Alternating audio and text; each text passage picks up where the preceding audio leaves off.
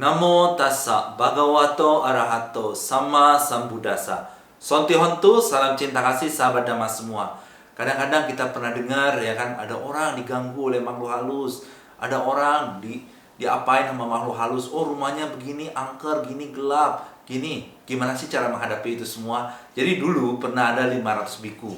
Mereka setelah mendapatkan arahan meditasi daripada Buddha, mereka pergi ke suatu hutan untuk bermeditasi, ya kan? Terus mereka menemukan suatu hutan yang dikiranya cocok untuk mereka untuk bermeditasi. Lalu mereka, para biku, ya kan, duduk di bawah pohon bermeditasi. Nah, para makhluk halus di atas pohon tersebut berpikir, ya kan, para biku paling cuma sehari doang meditasi di sini terus pergi. Kenapa? Karena kalau ada biku duduk di bawah pohon, maka tidak boleh ada makhluk halus atau dewa berdiri di atas pohon tersebut. Sedangkan tempat tinggal makhluk halus tersebut ada di atas pohon tersebut. Jadi makhluk halus itu berpikir, paling bante-bantenya cuma 1 hari, habis itu pergi. Tapi ternyata bante-bantenya sampai dini hari sekalipun, mereka masih tekun meditasi di bawah pohon di dalam hutan tersebut. Para makhluk halus itu terus berpikir, jangan-jangan para biku akan menetap di sini selama 3 bulan masa wasa. Terus para makhluk halus menjadi panik. Lalu masa kita harus tinggal di bawah tanah selama 3 bulan? Kita bersama keluarga kita, semua kita harus tinggal di atas tanah selama 3 bulan. Para makhluk halus itu pun menjadi jengkel. Akhirnya para makhluk halus itu, ya kan, mereka menyaru, ya kan, menjadi tengkorak, menjadi makhluk yang menyeramkan, memberikan suara-suara yang menyeramkan, semua seperti itu.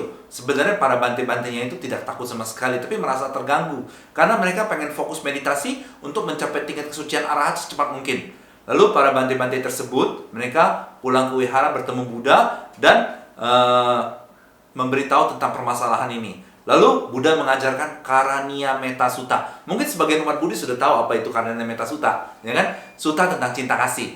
Lalu Buddha pun membabarkan syair Karaniya Metta Sutta, lalu meminta para biku tersebut untuk mengulang sutta ini terus selama perjalanan sampai ke hutan tersebut, terus melantunkan syair parita tersebut lagi dan lagi. Karena Metta Sutta adalah sutta tentang cinta kasih. Nah, pada saat biku tersebut sampai di hutan itu lagi dan melantunkan parita syair Karana Metta Sutta, para makhluk halus itu menjadi bahagia. Para makhluk halus pun berpikir, oh, para bante tidak ingin mengganggu mereka. Malah para makhluk halus itu jadi senang sama bante-bantenya. Kenapa? Karena bante-bantenya terus membacakan sutta tentang Karana Metta Sutta. Makhluk halus hatinya pun jadi bahagia, tenang dan damai. Selama 3 bulan itu para makhluk halus melayani para bante-bante. Dan bante-bante pun bermeditasi dengan tekun dan mencapai tingkat kesucian arahat. Nah, dari kisah ini apa yang bisa kita pelajari? Kita tidak perlu takut pada makhluk halus, pada penampakan atau apapun. Dimanapun kita pergi, kita tidak perlu takut.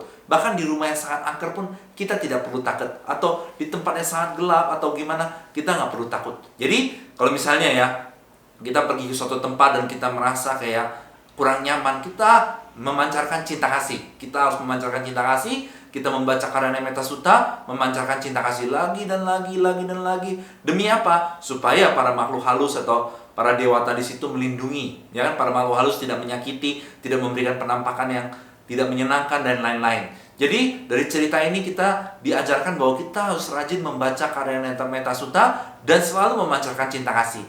Bagaimana sih caranya kita untuk memancarkan cinta kasih setiap saat dalam kehidupan kita? Bagaimana sih caranya ketika kita membaca parita selalu penuh dengan cinta kasih sehingga parita ini memberikan manfaat yang sangat besar kepada banyak makhluk di sekitar kita, ya kan? Supaya makhluk di sekitar kita akhirnya bahagia pun tidak mengganggu kita, malah melindungi kita, menjaga kita.